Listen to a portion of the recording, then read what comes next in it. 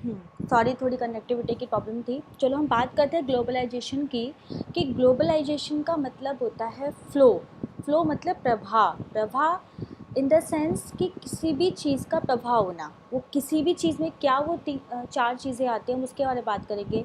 सबसे पहले हमारी प्रवाह में आती है हमारी economic. Economic in the sense जो हमारी मुद्रा होती है, जो हमारे पैसे होते हैं, वो हमारे इधर से उधर होती है।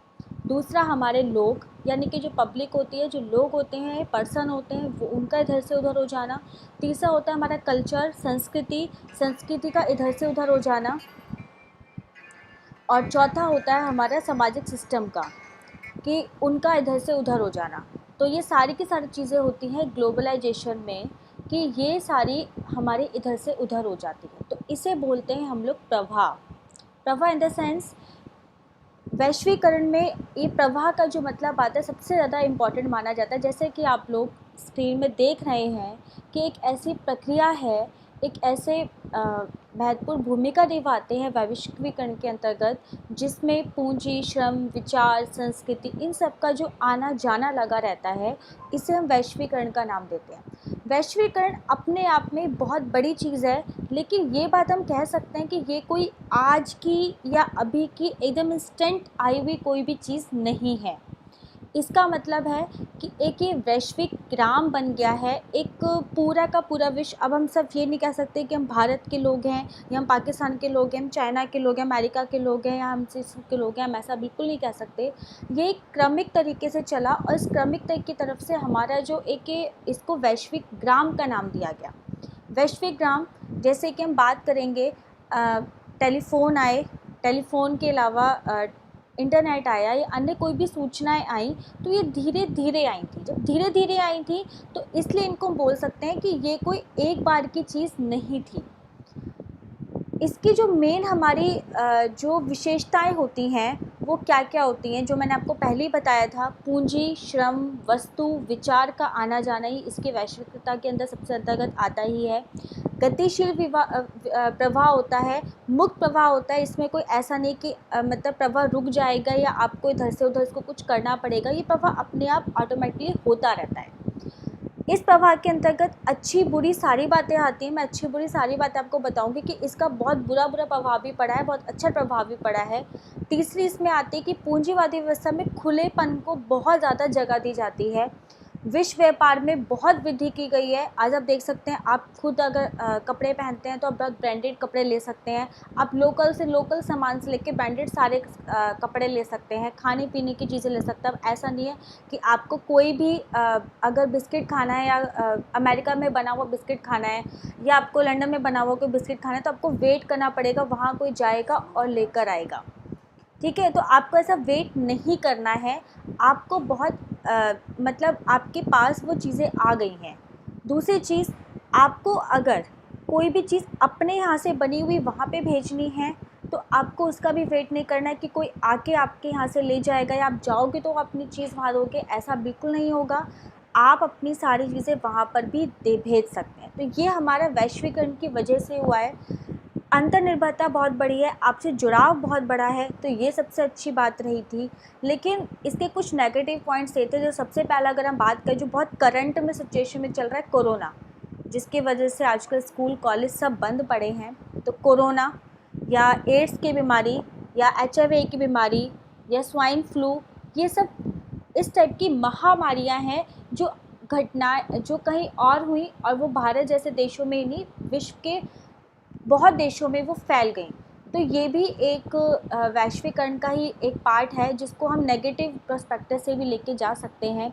आर्थिक मंदी जब भी किसी एक देश में होती है, तो ऐसा नहीं किसी एक ही देश में फैल जाती है, वो और देशों में भी उसका प्रभाव होने लगता है, और देश भी उससे प्रभावित होते हैं। आप भी देखिए, आज अगर भारत के रुपए की बात करें, तो लगातार उसका जो क्वांटिटी वो गिरती जा रही है, लगातार वो आर्थिक मंदी की वजह से वो गिरता जा रहा है। तो ये बहुत बड़ी चीज़ है। तो वैश्वीकरण के फ़ायदे बहुत हुए हैं, नुकसान भी बहुत हुए हैं, लेकिन कुछ नुकसान ऐसे हैं कि जो बिल्कुल हमारे से जुड़े हुए हैं।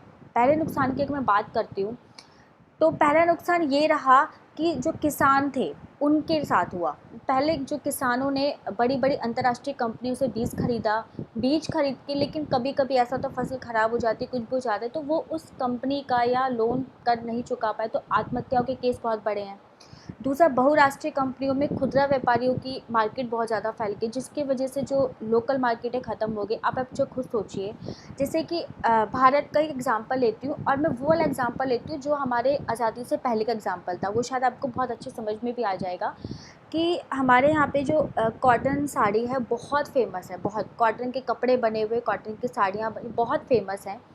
उनको बनाने में एक रिसर्च में पता चला था कि जो असली कॉटन की साड़ी है उसको बनाने में 45 दिन लगते हैं। 45 दिन, क्योंकि प्रॉपर वो पुरानी वाली मशीन से हाथ से उसको एक एक धागे को बुन कर वो एक साड़ी बनाई जाती है। अब वही साड़ी की डुप्लीकेट एक बहुराष्ट्रीय कंपनियां उसको एक दिन में हज़ारों की संख्या में बना सकती हैं, और वो सस्ती भी पड़ती हैं, लंबे टाइम तक भी चलती हैं। जबकि कॉटन जो लंबे टाइम तक नहीं चलता है, तो लोग किसकी तरफ प्रभावित ज़्यादा होंगे? वो प्रभावित होंगे बहुराष्ट्रीय कंपनी में बनी हुई उस कॉटन की साड़ी में, जो डुप्लीकेट भी लंबे टाइम तक भी चलेगी, सस्ती भी मिल गई। और वो जो असली बनी हुई साड़ी, उसकी तरफ लोग कम जाएंगे। तो कहीं ना कहीं जो छोटे लोग हैं, यानी कि छोटे जो व्यापारी हैं, वो कहीं ना कहीं पर परेशान हो गए हैं, या उनसे सामान नहीं खरीदा जा रहा है। तो ये एक बहुत बड़ा नेगेटिव पर्सपेक्टिव रहा है। इसके अलावा तीसरा है आने जाने की चीज़ें, कि जैसे यहाँ पर इंडिया में सरकार ने एक डॉक्टर या एक इंजीनियर में बहुत पैसे खर्च किए, एक सब्सिडी लेके बच्चा पढ़ा, और उसके बाद वो नौकरी कहाँ करने लगा? किसी विदेश में जाके, किसी और के अंतर्गत में।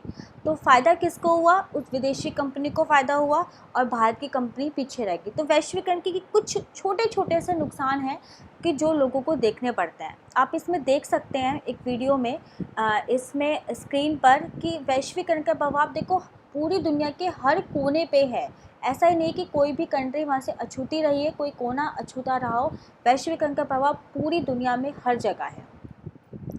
वैश्वीकरण के जो मेन जो प्रकार आते हैं वो 3 प्रकार होते हैं: राजनीतिक, आर्थिक और सांस्कृतिक। मैं आपको पहले बता चुकी हूँ कि वैश्वीकरण के जो प्रभाव होता है वो 4 चीज़ों का होता है, लेकिन उसके जो मेन प्रकार पाए जाते हैं वो राजनीतिक, आर्थिक और सांस्कृतिक तीनों प्रकार के हैं। हम सबसे पहले राजनीतिक की बात करेंगे।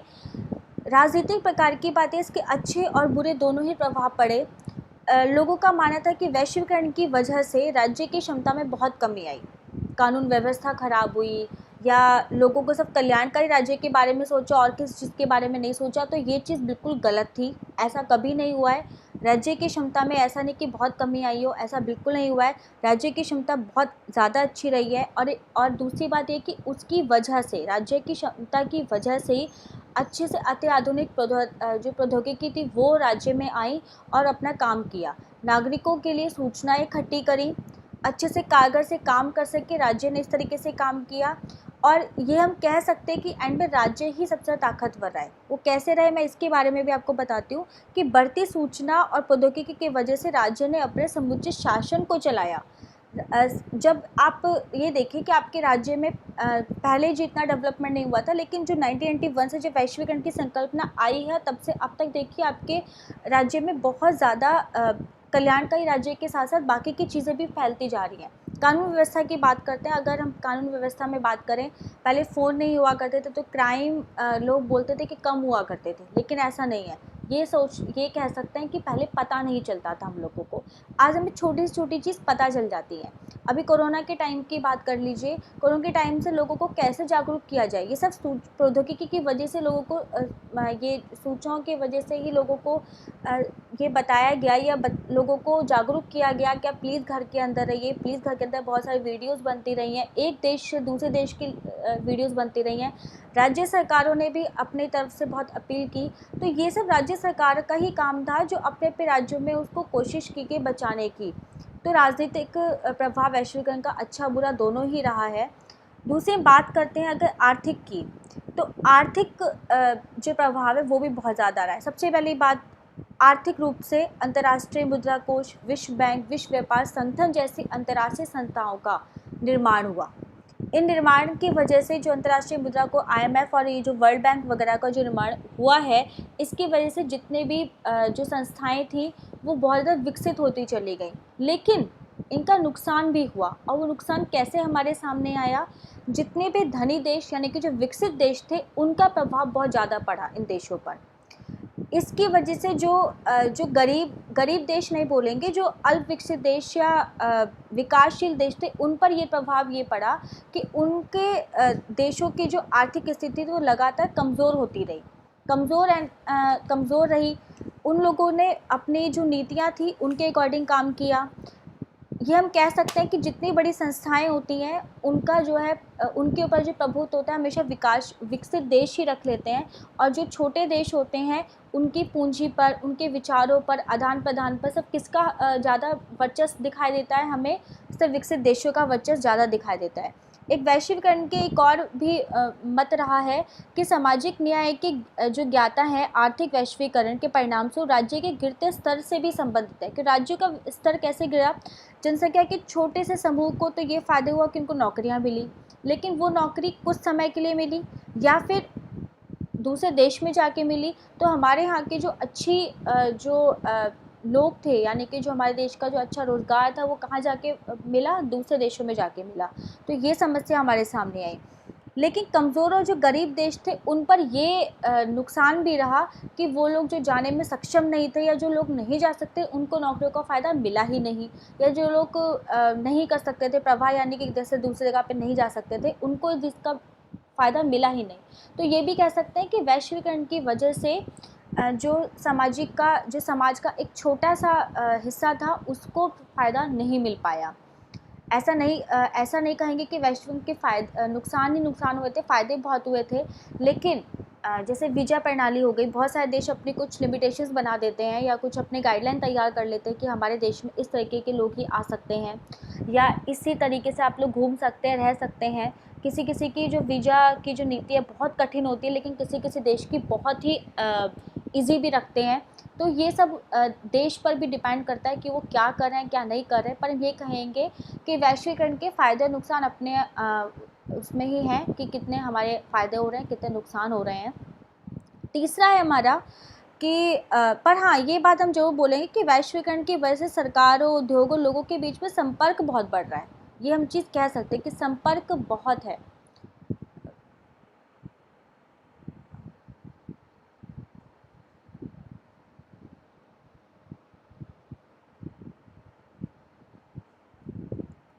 संपर्क बहुत है।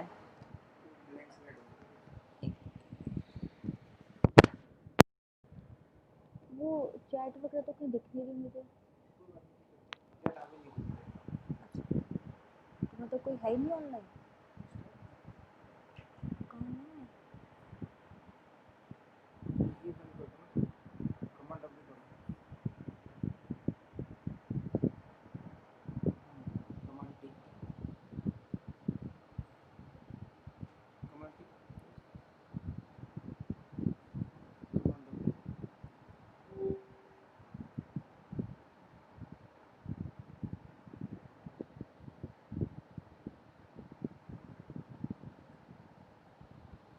अब हम बात करेंगे सांस्कृतिक प्रभाव की। सांस्कृतिक प्रभाव कैसा रहा है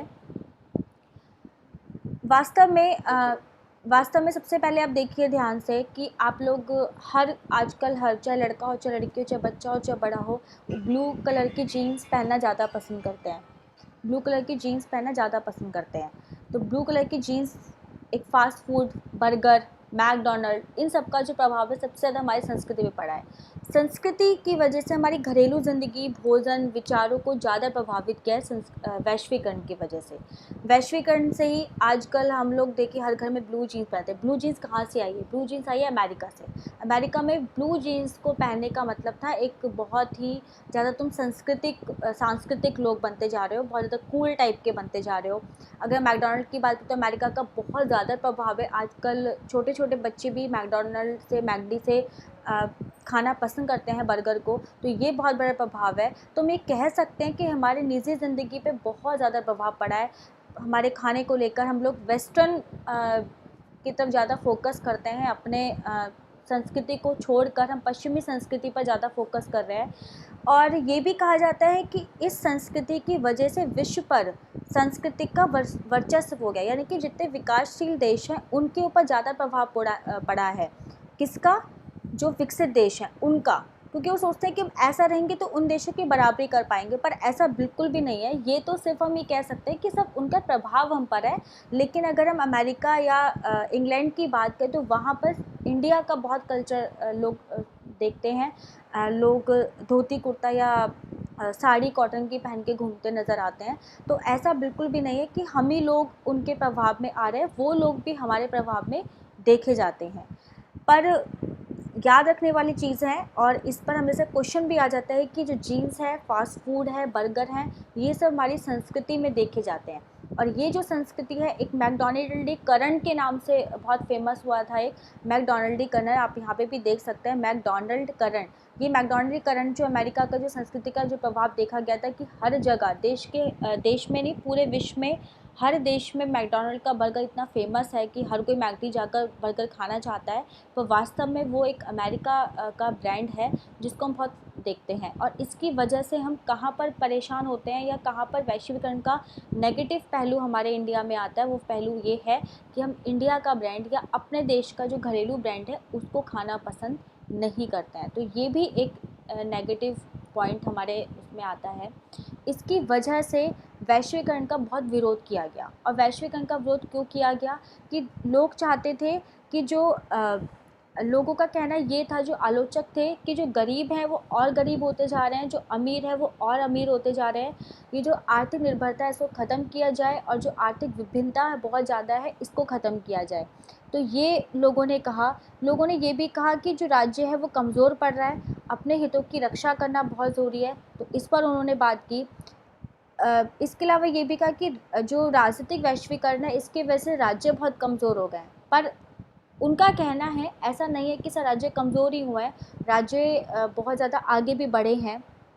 संस्कृति की बात करें तो लोगों का कहना है कि भारतीय संस्कृति को ख़राब कर दिया गया है, लेकिन ऐसा नहीं है। हमने भी अपना प्रभाव विदेशों में छोड़ा है, और हर घर में ब्लू जीन्स ही नहीं दिखाई देती, लेकिन ये एक लोगों की आज़ादी का भी वो है कि मतलब अगर लोग पहनना चाहते तो पहन सकते हैं। जैसे जम्मू कश्मीर में कुछ लोगों ने लड़कियों पर ब्लू जीन्स यानी कि मतलब जीन्स या वेस्टर्न कपड़े पहनने पर पाबंदी लगा दी थी कि लड़कियां ऐसे कपड़े नहीं पहनेंगी। उनके कहने के अनुसार इससे लोग बिगड़ जाएंगे, या कहीं कहीं पे मोबाइल फ़ोन रखने की इजाज़त नहीं थी लड़कियों को, उनके कहने के अनुसार कि लड़कियां मोबाइल फ़ोन रखेंगी तो बिगड़ जाएंगी। पर ऐसा नहीं है, वो अपनी कुछ कमज़ोरियों को छुपाने के लिए ऐसी चीज़ों का आलोचना करते हैं, और ये चीज़ गलत है। किसी भी चीज़ से कोई भी इंसान या कोई भी राज्य या कोई भी चीज़ बिगड़ती नहीं है, ख़राब नहीं होती है। हर चीज़ के फ़ायदे हैं तो हर चीज़ के नुकसान भी हैं। देखो, अब वर्कर्स की बात करें तो वर्कर्स पर तो इसका प्रभाव है ही है, पूरा प्रभाव है। देखो, जो लोग हैं मतलब जिनको बहुत इजीली जॉब मिल जाती है उनकी बात अलग है, लेकिन बहुत जगहों पे जॉब नहीं मिलती। लोगों को मल्टी स्किल्स चाहते हैं, मतलब उनको एक ही आदमी बहुत सारे काम कर सके। प्राइवेट सेक्टर में तो ये हमेशा ही माना जाता है। एक तो ये बड़ी प्रॉब्लम आ जाती है। दूसरी प्रॉब्लम यहाँ आ जाती है कि जो लोग नहीं कर सकते उन चीज़ों को, एक ही आदमी बहुत सारे काम अगर नहीं कर सकता तो वहाँ पे प्रॉब्लम आ जाती है कि जब नहीं कर सकते तो वो कैसे काम करेंगे। दूसरी चीज़ है कि बहुत ज़्यादा मतलब जो प्राइवेट कंपनीज़ है वो काटा छाँटी करती हैं हर चीज़ों में, तो काटा छाँटी की वजह से लोगों को प्रॉब्लम आ जाती है। तो ये मतलब इम्पैक्ट्स ना बहुत ज़्यादा वर्कर्स को भी आते हैं कि आजकल के ग्लोबलाइजेशन के टाइम पे ना हर व्यक्ति हर चीज़ में आगे रहना चाहता है। फिर एक सामाजिक मंच, विश्व सामाजिक मंच आया 2001 में। ब्राज़ील के एक पोर्टो अल्गेरे में इसकी पहली बैठक भी हुई थी। उसके अकॉर्डिंग था कि जो नव आधारवादी लोग थे वो वैश्वीकरण के विरोध का विश्वव्यापी मंच बना के बैठ गए कि मतलब हमें वैश्वीकरण का विरोध करना चाहिए। हमें नहीं चाहिए कि वैश्वीकरण को ज़्यादा बढ़ावा मिले, जिसकी वजह से हमारी जो संस्कृति, हमारी जो परंपरागत संस्कृति है उसको बहुत हानि हो रही है। महिलाओं के कार्यकर्ता जो पर्यावरणवादी लोग थे, पर्यावरणवादी लोग यानी कि जो सोचते थे कि ग्लोबलाइजेशन की वजह से, इससे पहले मैंने जो चैप्टर आपको समझाया था पर्यावरण एक समस्या वाला, तो उसमें भी यही चीज़ थी। तो लोग ये समझते हैं कि हम जितना डेवलप करेंगे अपने आप को, उससे उतना ही ज़्यादा पर्यावरण पर हमको नुकसान होगा। मानवाधिकार के जो कार्यकर्ता वो भी ये चीज़ सोचते हैं, महिला कार्यकर्ता कि उनको लगता है कि वो सेफ़ नहीं है बहुत सारी जॉब्स के लिए। तो ये सब चीज़ें इसमें थी, तो उन्होंने बोला कि एक वर्ल्ड सोशल फोरम आना चाहिए जिसमें जो हमारे यहाँ जो वैश्वीकरण है उसका विरोध किया जाए, ताकि बहुत ज़्यादा ये अग्रसर ना हो हर चीज़ के लिए। तो इसके बार बार लगातार इसके वो हो गए, जो लास्ट इसका जो सम्मेलन था 2018 में ब्राज़ील में ही हुआ था। और इसके बाद अब रुक गया, अब देखते हैं अब कब होता है इसका सम्मेलन। तो हम ये कह सकते हैं कि जो इम्पैक्ट्स हैं बहुत ज़्यादा हैं, और अच्छे बुरे हर तरीके से इम्पैक्ट्स हैं। देखिए अगर हम बात करें तो कि भारत के क्या क्या प्रयास रहे हैं, तो मैं उसकी बात बताती हूँ। कि पहले तो व्यापार की नीति में बहुत सुधार किया गया है। आयात जो लाइसेंस था प्रणाली उसको हटा दिया गया, सीमा शुल्क को कम किया गया। पहले आयात कोई भी चीज़ को हम मंगाते थे तो बहुत ज़्यादा सीमा शुल्क होता, उसको कम किया गया। बहुत सारी आयात की जो आयात कर में जो टैक्सेस में जो बाधाएं थी उसको दूर किया गया, एक ये चीज़ थी। इसके अलावा औद्योगिक नीति में बहुत सुधार किया। लाइसेंस व्यवस्था को कुछ चीज़ों को छोड़कर, जैसे अगर पटाखे बना रहे हैं, दवाइयाँ बना रहे हैं, ऐसी कुछ चीज़ों को छोड़कर लाइसेंस प्रणाली बंद कर दी। पहले अगर हम बात करें 1990 से पहले की, तो अगर आप सिंपल एक अपना एक ग्रॉसरी की शॉप खोल रहे हो, छोटी सी परचूने की दुकान अगर खोलने जा रहे हो, तो उसमें के लिए भी बहुत ज़्यादा लंबा टाइम लगता था, एक लाइन लगानी पड़ती थी, आपको लाइसेंस लेना पड़ता था, उसके बाद आप खोल सकते थे। तो बहुत लंबा प्रोसेस है, लेकिन अभी ऐसा नहीं है। सार्वजनिक क्षेत्र के लिए कुछ क्षेत्र आरक्षित कर दिए, बाकी प्राइवेट भी कर दिए कि आप जैसे मर्जी कर सकते हैं। निवेश संबंधी जो बाधाएं थी उनको कम कर दिया गया, कहीं कहीं पे ख़त्म ही कर दिया गया। इसके अलावा जो अप्रवासी जो लोग थे वो भी निवेश कर सकते थे अलग से। तो निवेश की वजह से बड़े बड़े उद्योगों को लगाने में, छोटे उद्योगों को लगाने में बहुत ज़्यादा फ़ायदा हुआ। रुपयों का अवमूल्यन जो लगातार मतलब जो रुपया गिरता जा रहा है उसकी बहुत बड़ी प्रॉब्लम थी, उसको ख़त्म किया गया। वित्तीय सुधार किया गया। विश्व व्यापार के संगठन जो बढ़ते जा रहे थे, और उन पर जो विश्व व्यापार के जो संगठन थे जिसमें जितनी भी कमियां थी उनको दूर करने का प्रयास किया गया, और जो सीमा शुल्क था उसको ख़त्म करने का प्रयास किया गया। रियायतें तो जो होती थी ना उनका भी अंत किया गया, वरना बहुत सारा तो ये था कि मतलब जो सब्सिडी ले रहा है तो लेता ही जा रहा है, किसी को सब्सिडी मिल ही नहीं रही है, तो ये बड़ी प्रॉब्लम थी। तो यहाँ पर अच्छा वर्कर्स की हम बात करते हैं, तो वर्कर्स के साथ एक बड़ी प्रॉब्लम ये भी थी जो मैं पहले डिस्कस नहीं कर पाई थी, कि उनको जॉब की कोई सिक्योरिटी नहीं होती, सैलरी की कोई सिक्योरिटी नहीं होती। वो अपनी मर्ज़ी से उनको मतलब जॉब देते हैं। बहुत ज़्यादा जगहों पे तो रिस्पेक्ट भी नहीं होती लोगों की, बहुत परेशान होते हैं। कॉन्ट्रैक्ट पर जिनको लेते हैं उनकी भी मतलब परेशानी होती है। तो ये कुछ थी चीज़ें कि जिसकी वजह से ग्लोबलाइजेशन का नुकसान, मतलब ग्लोबलाइजेशन को गंदी चीज़ माना जाने लगा था। एंड में हम कह सकते हैं कि ग्लोबलाइजेशन क्या है, एक ऐसी पॉलिसी है जो वर्ल्ड वाइड है। अमेरिका की हेरिटेज तो नहीं कहेंगे, क्योंकि सिर्फ अमेरिका ही उसका फ़ायदा नहीं उठाता, सभी देश उसका फ़ायदा बहुत उठा रहे हैं। भारत में हाँ हम ये कह सकते हैं कि भारत में क्या क्या नुकसान थे। भारत के नुकसान की बात करें तो वामपंथियों ने या और जो सामाजिक जो मंच थे उन्होंने कुछ इसमें दिखाई थी। उन्होंने ये भी बोला था कि जो व्यापार संघ जो हैं ऐसे आंदोलन आए, कामगार आंदोलन आए, बहुराष्ट्रीय कंपनियां आई कि उन्होंने इस चीज़ का विरोध किया। कृषकों को बहुत परेशानी होती है, कृषकों को उनके सस्ते दामों पे अनाज नहीं मिलता है, सब चीज़ें नहीं मिलती। तो और जो बहुत बड़ी बड़ी जो फर्म्स होती थी उनका क्या था कि बड़े बड़े फर्म्स की वजह छोटे जो उद्योग कटोरे, जो मैंने अभी एक साड़ी का एग्जांपल दिया था, उनकी बहुत समस्या आती है। तो ये एक समस्या थी। तो और सबसे बड़ा कॉलेजेस में, स्कूल्स में उनका बहुत प्रभाव पड़ता है। कॉलेज स्कूल में लड़कियां ड्रेसेस ऐसी पहनकर आती हैं या बॉयज़ ऐसी ड्रेसेस पहनकर आते हैं, तो इसका बहुत बड़ा नुकसान था। तो भारत में इस चीज़ को लेकर नुकसान ज़्यादा दिखाई दिया। लेकिन हम यही बात करेंगे कि ग्लोबलाइजेशन की वजह से बहुत ज़्यादा फ़ायदे हुए हैं। फ़ायदा इस तरीके से कि सबसे बड़ी बात है, हम लोगों को हर चीज़ का बहुत बहुत अ, मतलब अधिकार है, क्योंकि हम लोग, ग्लोबलाइजेशन का मतलब ही क्या है, सिर्फ प्रवाह करना, चीज़ों का आदान प्रदान करना। चीज़ों का आदान प्रदान करना, जैसे कि मैंने फिर से वो 4 पॉइंट दोबारा बताती हूँ। यानी कि इकनॉमिक का मतलब होता है पैसों का आना जाना, आदान प्रदान करना। दूसरा किस चीज़ का होता है लोगों का आना जाना, यानी कि लोगों के आने जाने से मतलब क्या समझते हैं कि अगर इंडिया में कोई वर्कर है वो दूसरी जगह पे काम कर सकता है, वहाँ का कोई वर्कर है तो यहाँ के काम कर सकता है। तीसरा क्या चीज़ थी हमारा, तीसरा था हमारे कल्चर को लेके कि हमारा कल्चर दूसरे देश के लोग अपना रहे हैं, तो दूसरे देश के लोगों का कल्चर हम लोग अपना रहे हैं, तो ये एक बहुत बड़ी चीज़ थी। और अगर हम बात करते हैं, अगर एक चौथी चीज़ अगर हम और जोड़ें तो शांति हो गई, युद्ध हो गया और आज़ादी हो गई, लोकतांत्रिक व्यवस्था होगी, तो हम इसको भी बहुत ज़्यादा बचा के रखते हैं। तो हम लोग कह सकते हैं कि जो पूंजी का प्रभाव है वही ग्लोबलाइजेशन है, हर चीज़ से ग्लोबलाइजेशन हो रहा है। आई होप कि आपको ये वीडियो पसंद आई होगी।